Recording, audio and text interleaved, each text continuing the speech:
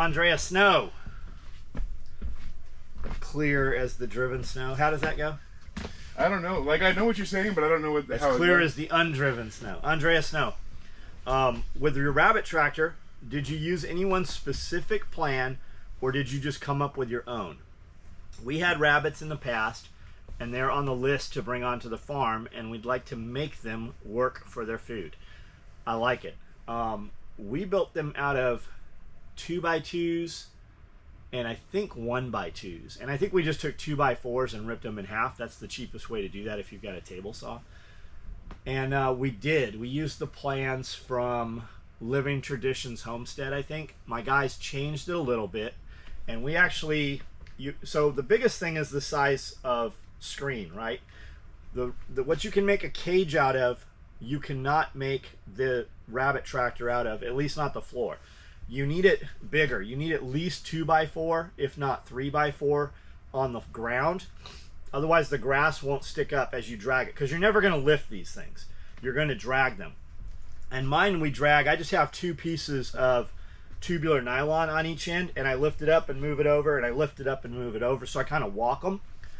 I'm about to have somebody build 2 more of them, and the only thing I would change is I'm going to put some kind of wheel on there, right? So I can move it easier, because I've stopped mowing the grass, and everything's tall, and we've got different types of grasses growing, and you hit points where it stutters, and then when it lets go, you're pulling so hard it will literally knock your ass down when it fucking breaks over the grass.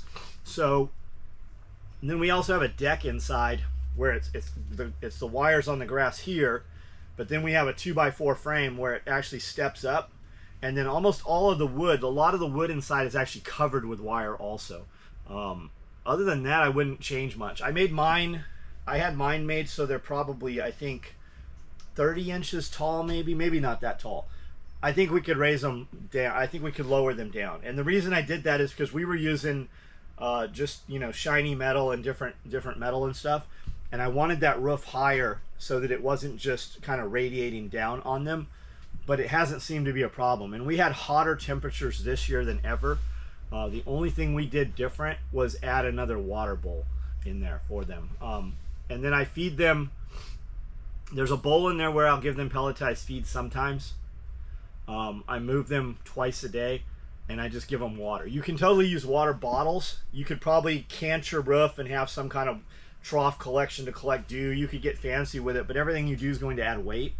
I walk around with a hose, and I just fill everything. I have a hose at the top of the hill that catches most of the stuff up top. I have a hose at the bottom where I do the chicken tractors that are near the bottom of the hill there. And it takes about 3 minutes, if that, to turn the hose on and drag it and fill all the water. So I just use water bowls. Chuck Peoples, who currently inspires you the most? As you say, actionable info makes you want to push harder and improve whatever, whether it be podcast or someone you are around regularly. I have a few people. For the mainstay, I would tell people Andy Frisella, Ed Milet, Tony Robbins. And then I have some people that interact and work with those guys that I actually personally know in real life. So that's probably where I would start for you guys. I have people that I interact with. I'm just not going to put them out public because I'm in private groups with these guys, and I don't want all the eyeballs. I can talk about things behind closed doors in these groups that is not public facing, and that's why I'm not giving you all of my information yet. Patrick Bet David, I know you like.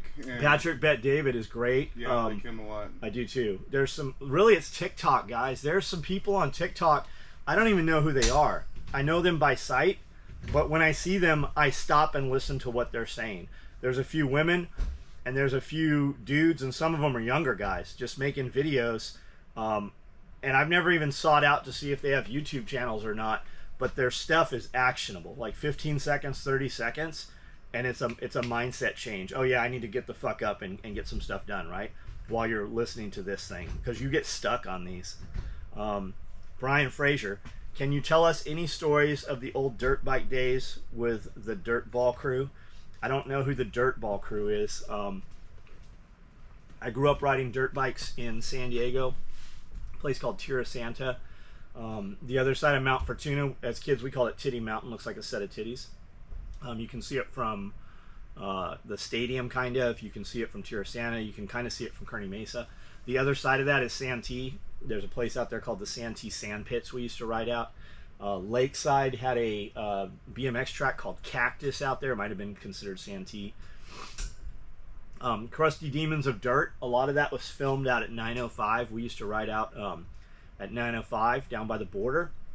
And then there's another place right there at 905 that was called, I can't remember what it was called. It'll come to me. And then Crusty Demons of Dirt, a lot. Some of it was filmed in Tierra Santa, right out in the back behind my house.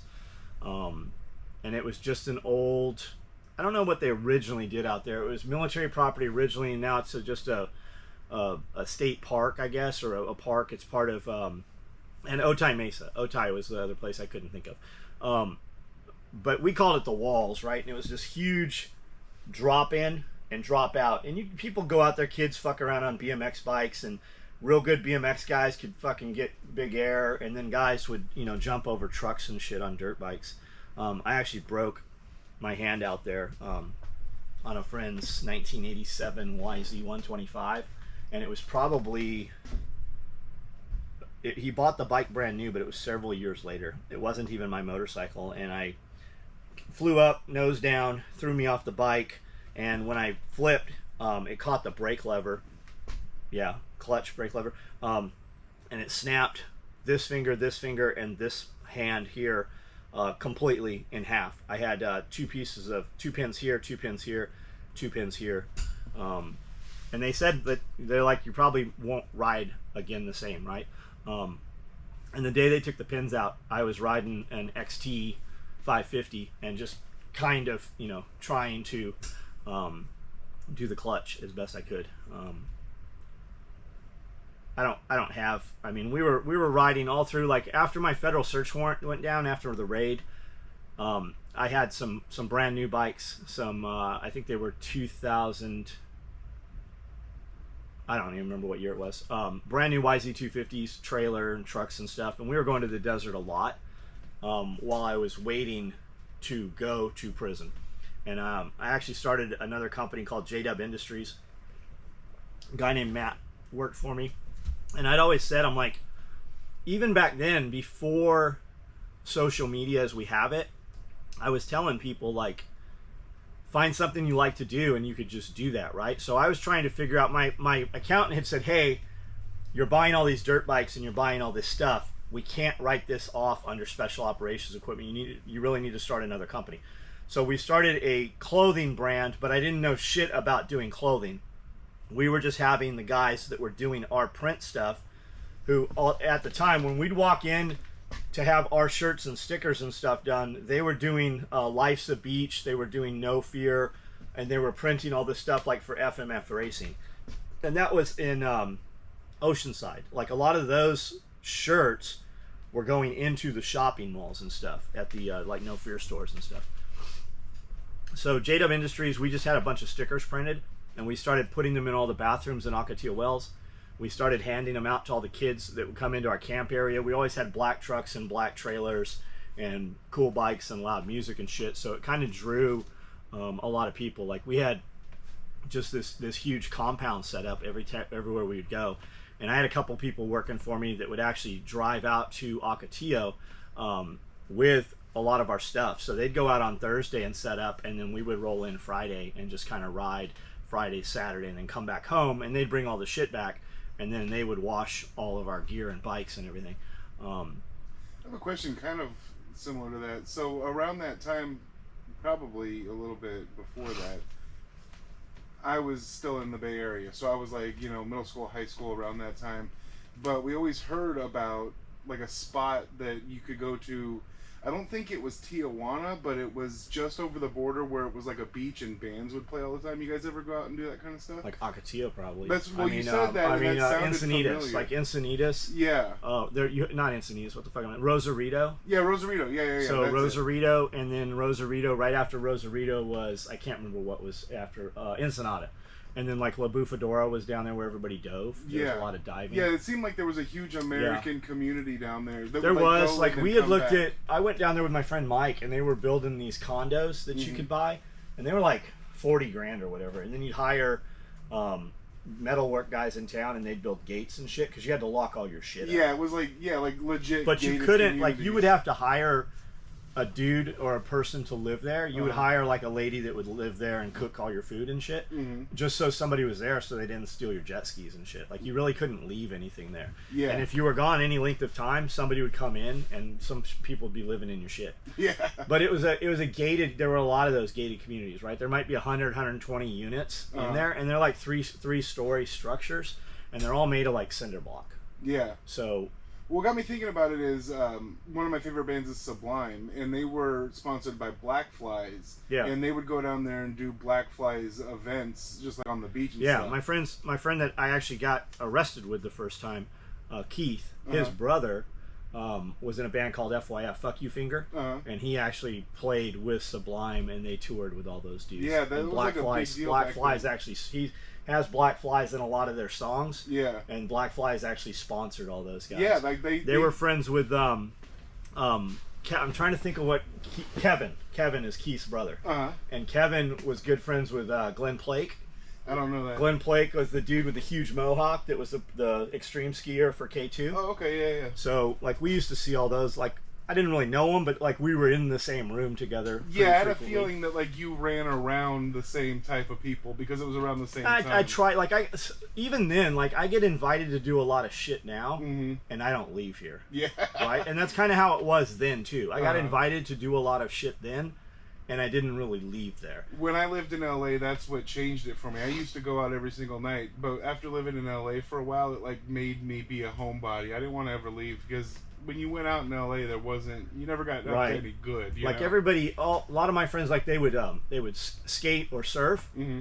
and then like snowboard. And I'm miserable on a skateboard. I tried surfing a few times. I never did it enough to become proficient at it. And I looked at a snowboard and I'm like, fuck no, I'm not snowboarding. I would ski. I wasn't ever a good skier. Yeah. So like when those guys would go boarding or any of that shit, like I couldn't go, like where I could ride the lift up and die coming back down. It never was my thing. But dirt bikes or mountain bikes or anything with fucking wheels, different story. That was the same way with me. I would sometimes ride a skateboard, but that was it. I paddled out at San Onofre to, with the thing, just to say that I surfed one time, and then that was it for me. Yeah. I don't even think I ever stood up, Yeah. And then like a lot of those dudes smoked weed, and I was very, very against fucking any weed, alcohol, drugs. I never did any. Very, very straight. And I didn't even know what straight edge was. I don't think that was even a term back then. Yeah. So I didn't really like party with those dudes. I didn't go hang out. Like if they were riding or something, we'd go ride. But I was never like going to parties and shit. Mm-hmm. I'm trying to remember who came in.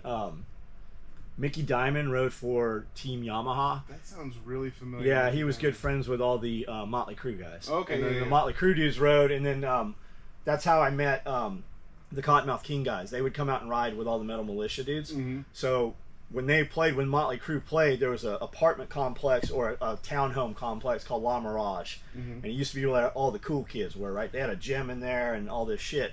So we went up there when the Motley Crue guys were up there because Mike Craig was riding for Yamaha and Mickey Diamond was riding for Yamaha. So we got to go up and meet the Motley Crue guys up at La Mirage. That's cool. Is that in LA? Like no, San Diego. San Diego. Okay, yeah. San Diego. I know Motley Crue had another place like in Hollywood that they did the same stuff. Yeah, Tommy Lee's there. Yeah. And I think all those guys are still around that area. Actually, I think Tommy Lee lives in Vegas now. I know Vince Neil was in Vegas for a long time. Mm-hmm. But as far as like, I own a bunch of motorcycles right now. I spend more time unfucking. Well, I spend more time having carburetors unfucked and putting, like, if I'm buying a motorcycle now, it's got an electric start. Even motorcycles that didn't have electric start, I have had electric starts put on them. I have an XR400 that's badass, that has a EX400 lower end off of a four-wheeler, and it has an electric start, not like that big bolt-on bullshit from Baja Designs or whatever. And then I have an XR650 also, which is the aluminum frame, water cooled, big XR. I've got a lot of bikes. Electric start is huge. If I was buying bikes right now, I would probably buy KTM bikes. Yeah, but that's like dirt bike stuff, right? Yeah. I've never done dirt bike stuff, but I used to have a few Harleys, and one didn't have an electric start, and I would never ride I had a KZ 850, I think, Kawasaki 850, that didn't have an electric start. I don't remember if it didn't have it or it didn't work, but the only way to start that was to kickstart that thing. And it's just a pain in the ass. Like, it seems like fun. You see them on Instagram all the time, but it's like, no. Yeah. Like, that bike will be sitting in the garage, yeah. You know? And I'm much better working on 2-stroke motorcycles than 4-stroke, obviously, with the chains and everything. I'm really good at taking, you would think I'm a crackhead when I work on motorcycles. I'm really good at taking them apart. I'm not the best at getting them back together. So, GB, being in business over 35 years, you've survived some large economic downturns. How do you see SOE preparing or pivoting to survive the potential depression of the horizon? If things become more expensive for you to produce products, will you change your focus on smaller items, or will you continue to make big ticket items? Thanks for the content and the time. So I actually read this comment yesterday, and the first thing, let me read this first piece over. Being in business for 35 years, Being in business for 35 years, you have survived some large economic turndowns. Let me tell you, I didn't know that there were large economic turndowns because I didn't pay attention to them. I just didn't I didn't listen to talk radio. There was no social media, so whatever it was you were watching, that's all you knew. And I didn't turn the news on. Usually when I was working, sewing, or doing something, if I was in a truck or we were out doing fun shit, it was music that was in my ears. Cottonmouth King, Linkin Park, stuff like that, Jay-Z. And then if I was in a room where there was a television, it was usually a garage and there were multiple sewing machines. And it was History Channel or Discovery Channel. That's literally all that was on. Amanda and I, later on, we would go to like Blockbuster Video. And I don't think we were going to Blockbuster when it was tapes. I think it was all DVDs. And we would just get DVDs, all the new DVDs that come out, we'd put them on, and the sewing machines faced the television, and we would just work in the garage. So I didn't know that there was an economic turndown because I wasn't listening to anybody that was saying it, and I was still, money was coming in, and money was going out. I was able to do anything I wanted to do, and I did everything in cash. So even when people paid me, I had 3 debit cards on my business bank account so that I could take out 300. I had 2, right? So DVDs would come out every Tuesday or Wednesday. So the night before I would go pull out $600, and then after midnight, right, on the way to work in the morning, the way to my shop in the morning, I would pull out $600 more. I'd have $1,200. And then we would go to Costco, because we had a corporate card at Costco, so we could go there earlier, and I'd buy the new DVDs that would come out, and I would pay cash for everything. And then I would go, we'd go to like Einstein Bagels and Starbucks there in Oceanside, and then we would go over to Best Buy that opened a little bit later. I think Best Buy opened at 9, and we would buy the DVDs at Best Buy that we didn't buy at Costco, because Costco had a very limited selection. So I was always buying stupid shit. I have thousands and thousands of DVDs now. I have these huge bins that are just stacked up 4 bins high, full of DVDs, like a whole wall of them in the catwalk in one of the storage areas upstairs. I have so many DVDs that I don't ever watch DVDs because it takes so long to find a DVD. I really need some way to catalog them, but we don't really do that anymore, and I don't fucking watch anything like that. We don't have to. If I wanted to watch Deuce Bigelow, I could just put it on the phone and pipe it to the television, but I got a giant ass TV upstairs. I think it's 85 inches. It might have been turned on 12 times in the entire life that we've owned the television. I always get irritated when I have to work a DVD machine, because I normally just dial it up on my computer or on my TV, whatever we want to watch. And then if it's not available, it's like, oh, I got to get the DVD player out. I got to find the DVD. Yeah, I think it's really the small screens. I think are really fucking people's vision up too. I think it changes your whole fucking vision. But we watch so much shit on these things, and you don't really watch shit on these things. Like this will be playing on my sewing machine, and I'll kind of pay attention to it, but I see it a lot better if it's on an iPad, and I see it even better if it's on a big screen. But when most of the content I consume is while I'm on a sewing machine or while I'm moving around, and because of the content I'm consuming, I move way faster, right? It's always faster, aggressive music, stuff like that. Mm-hmm. So I didn't ever know that there was an economic problem. I see it because our materials are up higher. While I was here recording last week, I saw a notification come across the phone. While I was on a live feed with Jack, Spirko, and Nicole, I saw a notification come across the screen from my thread company saying that thread had gone up 5%. Thread went up 3 weeks ago, 5%. Thread went up 6 months ago, 10%. Thread went up at the beginning of the year, 10%. Like our thread cost is literally up. It's almost doubled in price at this point. And then when we order materials, we don't know what the material cost is. I'm like, hey, I want 2 rolls of this, 6 rolls of this, 8 rolls of this. And then they quote me the price. They tell me what the price is after I give them the order. And the price goes up every fucking time. So I'm aware that it's there. And I am doing things differently. I just got an electric bill for $3,500. Last year at this time, our electric bill was $25. Our electricity is up $1,000 a month right now over what it was last year. So I'm well aware that shit is going on this time. I think that I was smaller in the past, and it just didn't affect me because we weren't doing stuff how we're doing it now. And then so to that point, when the employees leave, I do walk around and turn the lights off, right? We're still running T5 high output bulbs, which are ridiculously, it's a fluorescent bulb that will melt your skin off if you touch it. Worse than an incandescent. They're hot. And because they're so hot, they raise the temperature in the building, especially upstairs, and it kicks the electrics, the air sets on. So as we burn the ballast out, we are changing them over to LEDs, which will compensate for a lot of that. So I am turning lights off. I am, like when Amanda and I leave to go to dinner in Jackson or whatever, we turn the whole shop off. A few hours here, a few hours there, maybe it'll make a difference. I haven't really focused on it very much in the last couple months to do that. I also wasn't told that our electricity bill is up $1,000, right? I don't ask. She doesn't think to tell me, as long as we just pay the bills. I'm the same way. So, but now that I'm aware of it, and we buy a lot of food.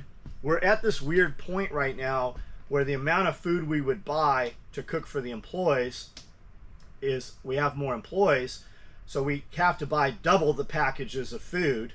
So if we're doing lamb chops, right, we got to have 2 sets, but we're only barely eating 1 set and a little into, so we have all these leftovers, and I'm like, why do we have all these fucking leftovers? We have to buy that amount of sausage to have enough sausage to feed everybody in the morning. So, and I don't eat a lot of leftovers. A lot of it goes, so I have a lot of expensive, elevated cost food going to the animals. And every time I say that, dudes are like, well, why don't you just eat the stuff because it takes preparation, and everybody here that does something does 10 other things. When Amanda cooks, we don't ever plan it out and defrost the meat and shit like that. It's literally faster to just bring it in on Monday, cook it on Tuesday, and fucking throw the excess away if we add the manpower into it. Jeremy, who cooks on Monday, Wednesday, Friday, spends a lot of time cooking.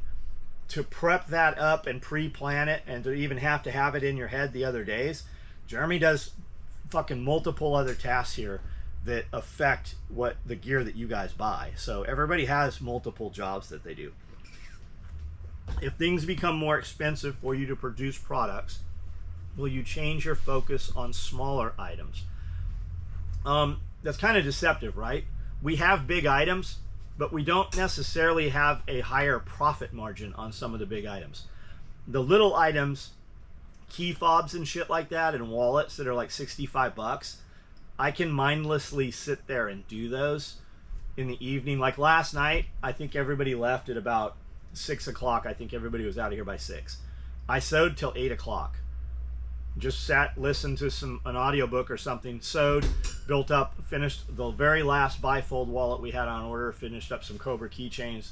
There's profit margin in those. Even though it's me sewing it, I'm the most expensive person in the business. If I even paid myself, I don't take a paycheck out of the company most of the times. So, and I guess that is because things are more expensive. A lot of times I look at it as on the weekends when I'm sewing to build up that buffer on payroll, right? So, and then at 8 o'clock I came out here and worked on this wall that's almost done out here. And then at 9 o'clock I did a live feed for hour and a half. So what you see us doing, our stuff sold out all the time, right? And you have these younger people who are finding out about us on other social media platforms, and they're like, fuck that guy, we can't buy his stuff. No, you're just unable to do what 1,000 other people. We're shipping 2,000 boxes a week out of this motherfucker. Like, we're shipping 400 packages a day, 200 bare minimum to 400 boxes a day go out of here. So those people buying it were just willing to do what those new people were unwilling to do.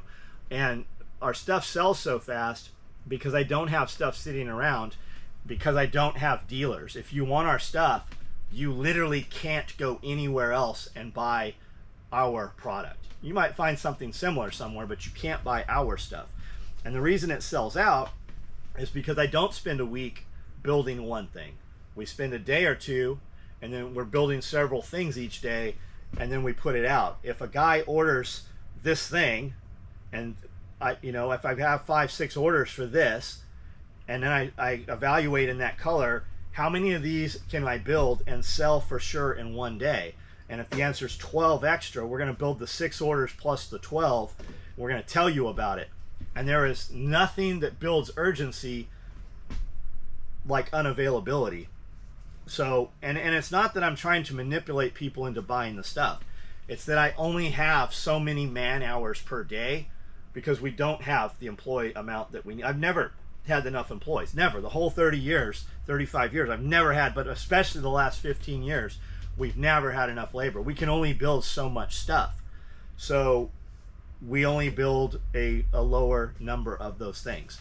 We've got vehicle med bags sitting on the shelf right now, sitting on the hooks, because we oversold them in 2 colors. So we reran another batch, and they're sitting here, and there's not an urgency to buy them because all the people that were going to buy them, and I haven't shot a video, I haven't shown them loaded.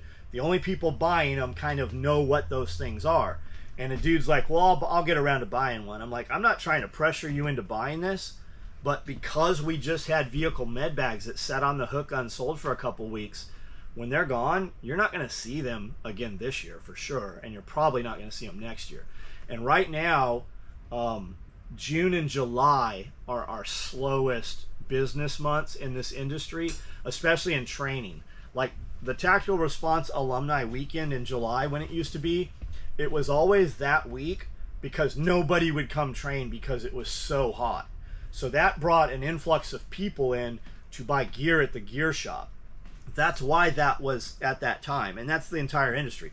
We are getting super busy right now, and they're selling out even faster. People are prepping up for Christmas, and they're prepping up for what they feel is the coming collapse. Whether it's bad economy or bad leadership in government, I don't think anybody can deny that food production plants are burning down, crime rate is up, oil costs and fuel costs are up. So I think we're all trying to do more for ourselves and be more self-sufficient. And with that means that the people that don't have, and the criminal aspect, become elevated also. And we know that we're going to at some point have to fend for ourselves. So it's not just guns. Every time there was a gun scare, guys bought guns. Every time there was a gun scare, guys bought ammo. With that comes elevation for my industry, our textile, tactical gear and stuff. But you have a lot of people who have bought guns and now guns are getting harder to get, and they're passing all these laws and stuff, they're still going to buy things. Oh, I've got this M1 Grand I don't have a rig for. Well, we make a rig for the M1 Grand. Oh, I've got this sub gun that was super cool. It was compact and it was neat. I should probably get some gear and a sling for that. So we're good either way. Whether it's war on terror or war on drugs, the money still comes. The color of the gear just changes. So we always do good. And yeah, and big ticket items. I keep saying that 1,000 true fans thing, right? Once you have 1,000 true fans, 1,000, and it doesn't have to be fans, right? Followers, friends, clients, customers, whatever they happen to be. Once you have 1,000 of them, I don't need to do business with anybody else. I could just have that 1,000 people, and there would be a fee to be in the group, and that 1,000, I could just go on every Monday. Hey, what do you guys want? And that'll ebb and flow, right? Out of the 1,000, you might lose 10% per month, but there's going to be another 10% just waiting at the door to come in as those guys fall off the fucking parapets of the castle. Somebody's waiting to come into the castle, right? So we could just maneuver it like that, and it would still eat up all of my man hours for my labor force. So there will soon come a time, and that's just prestige. There will come a time when you go to SOE Tactical Gear and it won't fucking be there. And it might be because the government or powers that be took it down and we're on some other. There are websites I used to go to on Google that you can't get to from Google, but I can get to them from Brave Browser now. And they're just normal fucking websites in our industries. So there will come a time when our website is a private group. Man, I'm talking about realest, one of the realest to try. My family, SOE, got the tools to survive. Yeah.